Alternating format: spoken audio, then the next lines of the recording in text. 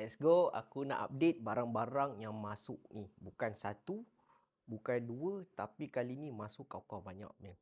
First, aku nak tunjuk kat korang yang susah nak dapat yang ni. Blackout. Yang ni dia ada dua jenis tau. Yang ni ada carbon fiber. Lepas tu Frogman kita ada RD, kita ada NV, kita ada SR. SR ni kita ada sepasang lah. Kalau korang nak sekali dengan dia punya Rashman. Markman dia je lah, kita tak ada. And then kalau korang nak yang bajet-bajet sikit untuk Rashman, kita ada 3 yang depan ni. Sebab yang ni dia tak ada carbon fiber. And then harga dia pun tak lebih 2,000 lah, 1,000 lebih je. Yang ni 1,000, hitam ni 1,000 je. Lepas tu yang ni, Mud Master. Oh, ini aku first time bawa masuk. So agak terkejut sikit lah harga dia. Rupanya Mud Master ni memang mahal sikit lah daripada harga-harga yang lain. Lepas tu kita ada dua ni, dua-dua use. Parrot dengan Joker.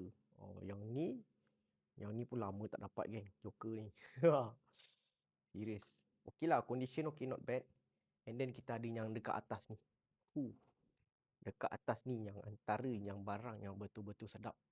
Okey, yang ni double pair. Yang ni sebenarnya untuk adik-beradik Air Force, adik-beradik Army lah kan. Yang ni untuk yang darat, untuk yang udara, sorry. Yang ni untuk udara. Yang ni dia punya beza ni carbon fiber. Kalau yang ni dia punya Frogman. Yang ni laut. Ini pun cantik geng. Lepas tu yang dua ni adalah model GWFT. Antara model Frogman yang ada titanium dan harga yang sangat pedih. Yang ni dia release 300 pieces. Sempena 30 tahun anniversary. Harga dia memang tak murah lah. Aku cakap terus terang. Dan yang ni dia release 200 pieces. Ni ada red ruby ni. Ini pun harga boleh beli kereta ni.